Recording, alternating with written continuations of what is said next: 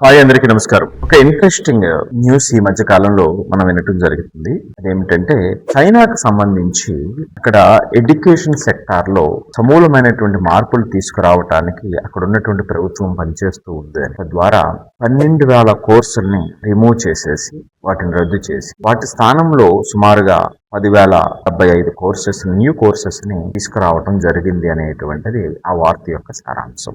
మరి దీని లోతుల్లో మనం చూస్తే గత కొద్ది కాలంగా చైనాలో కూడా నిరుద్యోగం అనేటు పెరుగుతూ ఉంది. 16% ఉన్నటువంటిది 19% పెరిగిందని, మనకి ఇక్కడ 45% ఉంది, అది వేరే విషయం. సో 16 నుంచి 19% పెరుగుతుంది. కాబట్టి అలాగే ప్రపంచవ్యాప్తంగా మారుతున్నటువంటి పరిస్థితులకు అనుగుణంగా పిల్లల్ని రెడీ చేయాలనేటువంటి ఉద్దేశంతో అనేక రకమైనటువంటి మార్పులు తీసుకొచ్చింది. వాటిలో భాగంగానే ఇప్పుడు నేను చెబుతున్నటువంటి 12,000 కోర్సెస్ ని మార్చి 10,000 కొత్త కోర్సుని 10,075 కొత్త కోర్సుని తీసుకురావడం జరిగింది. అలాగే డిగ్రీకి సంబంధించినటువంటి 1,670 కోర్సెస్ ని అది మరలా తీసేసి వాటి స్థానంలో కొత్త కోర్సెస్ ని తీసుకొచ్చింది. అంటే సుమారుగా 30% ఎంటైర్ కరికులం ని మార్చింది అనేటువంటిది ఈ వార్త యొక్క సారాంశం. మరి ఎందుకు ఇట్లా మార్చింది? మనం దీని నుంచి మనం ఏమన్నా అర్థం చేసుకోవాల్సి ఉందా? మనం ఇక్కడ అడాప్ట్ చేసుకోవాల్సినటువంటి అవసరం ఉందా? ఇది కరెక్టా అనేటువంటిది ఒకసారి చూస్తే ప్రత్యేకించి 4 విభాగాలలో, ఒకటి ఆర్ట్స్ అండ్ హ్యుమానిటీస్, రెండవది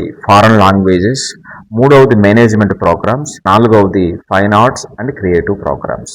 ఏఐ రావటం వల్ల ఏవైతే జాబ్స్ ఎఫెక్ట్ అవుతున్నాయి అంటే వాళ్ళ యొక్క అంశం ఎప్పుడు కూడా ఏమిటంటే, ఒక డిగ్రీ పూర్తి చేసినటువంటి వ్యక్తి కంప్లీట్ అయిన తర్వాత వాళ్ళకి ఆపర్చునిటీస్ మనం ఇవ్వగలుగుతున్నామా లేదా, ఇవ్వలేకపోతుంటే ఎందుకు ఇవ్వలేకపోతున్నాము, ఇవ్వటానికి మనం చేయాల్సినటువంటి పని ఏమిటి, ఆ కొత్త కాంబినేషన్స్ ఎలా తీసుకురావాలి. అంటే ఒక్కొక్క రంగానికి ఏమవుతుంది అంటే ఎక్కువ ఆపర్చునిటీ ఉంటుంది, ఒక్కొక్కటి అవసరానికి మించి ఆ డిగ్రీ ఎక్కువ చదువుతున్నారు, అక్కడ ఆపర్చునిటీస్ తక్కువ ఉండేటప్పుడు ఆ హ్యూమన్ రిసోర్సెస్ వేస్ట్ అవ్వకూడదు అనేటువంటిది అంత సమూలంగా వాళ్ళు ఆలోచన చేసి తీసుకున్నటువంటి నిర్ణయం. ఇప్పుడు నేను చెప్పినటువంటి ఈ 4 రంగాల్లో కూడా, ఉదాహరణకి ఆర్ట్స్ అండ్ హ్యుమానిటీస్ తీసుకుంటే traditional literature, history, philosophy, cultural studies, వీటికి సంబంధించినటువంటి వాటికి దూరుకున్నటువంటి ప్రాధాన్యత కంటే తగ్గిపోతుంది. సో దీన్ని మనం తగ్గించాలి అని ఈ 4 రంగాల్లో వాళ్ళు తీసుకున్నటువంటి మార్పులు అన్నమాట.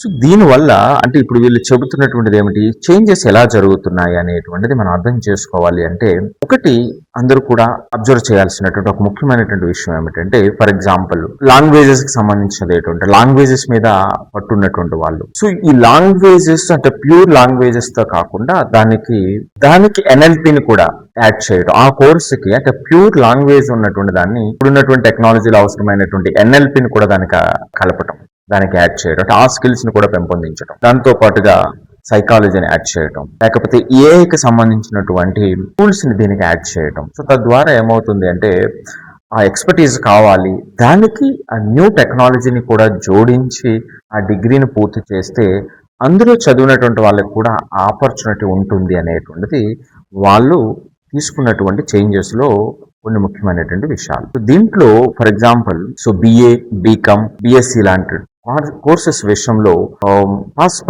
వాళ్ళ యొక్క ఎంప్లాయబిలిటీ ట్రెండ్ అనేటువంటిది చాలా తక్కువగా, అంటే 45 to 50% మాత్రమే ఉంది. కాబట్టి వీటిని మార్పు చేయాలి. మరి ఎలా మార్పు చేయాలి? ఫర్ ఎగ్జాంపుల్ బిఏ ఇంగ్లీష్ ఉంది, సో దీనికి ఇందాక నేను చెప్పినట్టుగా generative AI, so marketing, SEO ఇలాంటివి కొన్ని యాడ్ చేస్తే వాళ్ళు కంటెంట్ స్ట్రాటజిస్ట్ కింద, ఏఐ కంటెంట్ డిజైనర్ కింద అవకాశాన్ని ఉపయోగించుకోవడానికి అవకాశం ఉంటుంది. సో ప్యూర్ బీకామ్ అనేటువంటి దాంతో పాటుగా fintech and business analyst, AI skills ని వీళ్ళు యాడ్ చేస్తే, ఆ కొత్త కోర్సుకి యాడ్ చేస్తే, బీకామ్ డిగ్రీకి ఈ కోర్సెస్ యాడ్ చేసినప్పుడు వాళ్ళు ఫైనాన్షియల్ అనలిస్ట్ కింద, ఫిన్టెక్ కన్సల్టెంట్ కింద మారటానికి అవకాశం ఉంటుంది. సో ఈ విధంగా చిన్న చిన్న చేంజెస్. అలాగే బిఏ సైకాలజీ ఉంది, మరి సైకాలజీతో డిపెండ్ అయ్యే ఇప్పుడు ఉన్నటువంటి వ్యవస్థ అంతా ఆధారపడి ఉంది, అంటే డిజైనింగ్ అంతా కూడా. సో వాళ్ళకి ఏమిటంటే AI, UX research, data analytics అనేటువంటివి కొత్త స్కిల్స్ ని ఈ కోర్సుకి యాడ్ చేయటం. సో అందువల్ల ఏమిటంటే వాళ్ళు యూఎక్స్ రీసెర్చర్ కింద, బిహేవియరల్ అనలిస్ట్ కింద ఉపయోగపడతారు. చూసారా? అంటే ఈ మొత్తంగా ఈ కోర్సుకి సంబంధించి ఇప్పుడున్నటువంటి పరిస్థితికి సంబంధించి యాడ్ అవ్వాల్సినటువంటి ఏమిటి అనేటువంటి దాంట్లో వచ్చినటువంటి చేంజెస్. అంతేకాకుండా ఎంప్లాయబిలిటీ అనేటువంటిది 3 years కంప్లీట్ అయిన తర్వాత ఎంప్లాయబిలిటీ అనేటువంటిది మనం ఖచ్చితంగా ఇవ్వాలి అనేటువంటిది ముఖ్యమైనటువంటి ఉద్దేశం. మరి ఇలాంటి చేంజెస్ మన ఇండియాలో రావాలా? ఖచ్చితంగా రావాలి. కాకపోతే అక్కడ ఉన్నటువంటి ఈ డెసిషన్కి సంబంధించి కూడా కొన్ని ప్రోస్ అండ్ కాన్స్ ఉంటాయి. ఎందుకంటే ఎప్పుడైతే అంత స్పీడ్గా మార్చారో ఆ మార్చినప్పుడు దానికి సంబంధించినటువంటి టీచింగ్ ఫ్యాకల్టీని రెడీ చేయడం అనేటువంటిది ఒక ముఖ్యమైనటువంటి విషయం. ఆ రీట్రైనింగ్ ఇవ్వడం, ఆ రీట్రైనింగ్కి అడాప్ట్ చేసుకోలేనటువంటి వాళ్ళ టీచర్స్ని మనం ఏం చేయాలి, ఆ రిసోర్సెస్ని మనం ఎలా తీసుకోవాలి అనేటువంటిది చాలా బిగ్ ఛాలెంజింగ్ అనమాట మన కంట్రీస్ లాంటి వాటిలో. సో అదే సందర్భంలో ఈ కొత్త టెక్నాలజీని అలవాటు చేసుకుంటూ మనకుండేటువంటి ఆ డైవర్సిటీని ప్రొటెక్ట్ చేసుకోవటం అనేటువంటిది చాలా ఇంపార్టెంట్. ఆ వాల్యూస్ని పాడవకుండా కొత్త టెక్నాలజీని మనం తెచ్చుకోవటం అనేటువంటిది ఇంపార్టెంట్. ఇలాగా మల్టీ డిసిప్లినరీ స్కిల్స్ అనేటువంటి ఇప్పుడు ప్రపంచం కోరుకుంటుంది కాబట్టి ఆ దిశగా అటువంటి ఆలోచనలతో వీళ్ళు తీసుకున్నటువంటి నిర్ణయం. సో దీనికి మొత్తం వ్యవస్థను సన్నద్ధం చేసి దానికి సంబంధించినటువంటి రిసోర్సెస్ మనం ప్రొవైడ్ చేయకపోతే ఇక్కడ అవసరమైనటువంటి ఆబ్జెక్టివ్స్ ని మనం రీచ్ అవ్వడానికి అవకాశం ఉండదు. సో ఏదేమైనప్పటికీ మారుతున్నటువంటి ప్రపంచం, చాలా స్పీడ్గా మారుతున్నటువంటి ప్రపంచంలో ఇదివరకల్లాగా అంటే 20 సంవత్సరాల క్రితం కోర్సులు కాకుండా రాబోయేటువంటి 20 సంవత్సరాలని అంచనా వేస్తూ అట్లీస్ట్ దానికి దగ్గరగా ఆలోచన చేసేటువంటి కోర్సెస్ అనేటువంటి చాలా ఇంపార్టెంట్.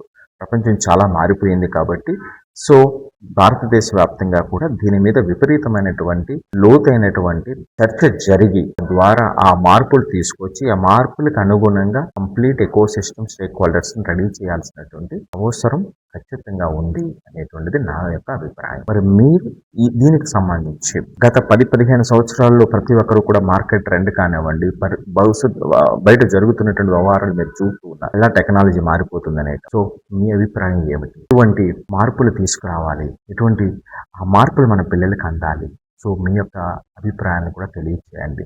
ఎందుకంటే ఇటువంటి డిస్కషన్ ఎడ్యుకేషన్కి సంబంధించి, మార్పులకు సంబంధించి ఇటువంటి యాక్టివ్ డిస్కషన్ జరిగినప్పుడే అది పాలసీ మేకర్స్ దాకా వెళ్ళి దాని నుంచి వాళ్ళలో అకౌంటబిలిటీని తీసుకురావడం అనేటువంటిది జరుగుతుంది. అతి ముఖ్యమైనటువంటిది అంటే ఈ చైనాలో వాళ్ళ యొక్క ఆలోచన, వాళ్ళ యొక్క ఎంత స్పీడ్గా ఉంటుందని చెప్పడానికి ఒక 9 టాప్ యూనివర్సిటీస్తో ఎంబాడీడ్ ఇంటెలిజెన్స్ అనే కొత్త పదాన్ని తీసుకొచ్చారు, కొత్త వ్యవస్థను తీసుకొస్తున్నారు, కొత్త కోర్సెస్ని తీసుకొస్తున్నారు.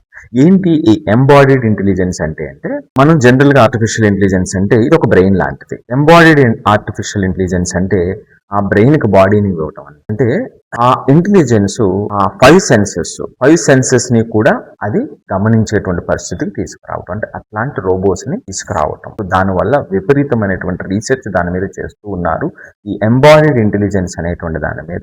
తద్వారా రాబోయేటువంటి రోజుల్లో ఆ కంప్లీట్ ఆ బ్రెయిన్ కి బాడీని, ఆ ఇంటెలిజెన్స్ కి సంబంధించిన బాడీని సో హ్యూమన్ లాగా ఆలోచించడానికి అవసరమైనటువంటి పనులు చేయటానికి అవసరమైనటువంటి మంచి ఆలోచనతో ముందుకెళ్లేటువంటి విధంగా తయారు చేయటానికి నుంచి అక్కడ ఉన్నటువంటి పిల్లల్ని సన్నద్ధం చేస్తున్నారు. దానినే ఎంబాడీడ్ ఇంటెలిజెన్స్ అంటారు. సో అఫ్ కోర్స్ కొన్ని తప్పులు జరిగితే మనం చైనాలో చూసినప్పుడు ఒక రోబో ఒక పిల్లవాడిని చాలా పెద్దగా కిక్ చేసింది. ఒక సందర్భంలో ఒక రోబో ఒక అమ్మాయిని చాలా గట్టిగా కౌగిలించుకుంది. సో ఇలాంటి చిన్న జరుగుతూ ఉంటాయి. అంటే ఇది ఎవాల్వ్ అవుతూ ఉంది, ఆ తప్పును సెర్చ్ చేసుకుంటూ ముందుకు వెళ్ళటానికి ఎంబాడీడ్ ఆర్టిఫిషియల్ ఇంటెలిజెన్స్. ఈ విధంగా అక్కడ మార్పులు ముందుకు వస్తూ ఉన్నాయి. సో ఇటువంటి అంశాల మీద మనం లోతైనటువంటి విశ్లేషణ, ఆలోచన చేయాల్సినటువంటి అవసరం ఉంది. కానీ కొంతమంది రాజకీయ నాయకులు చేసే పనికిమాలిన స్టేట్మెంట్స్, అలాగే సెలబ్రిటీస్ పనికిరాని కబుర్లు చెప్పేటువంటి వాటి మీద ఎక్కువ మనం సమయం కేటాయించేటువంటి వాళ్ళు ఎక్కువ మంది ఉంటారు. అలా కాకుండా ఎడ్యుకేషన్ ప్రతి ఇంటిలో వెలుగు నింపేటువంటిది, అటువంటి దాని మీద ప్రతి ఒక్కరూ తమ వంతు పాత్రను చర్చల ద్వారా, వారి యొక్క అభిప్రాయాన్ని వ్యక్తపరచడం ద్వారా, డిమాండ్స్ బయటకు వ్యక్తపరచడం ద్వారా కొంత మార్పు వస్తుంది అనేటువంటిది ఆశిద్దాం. Thank you.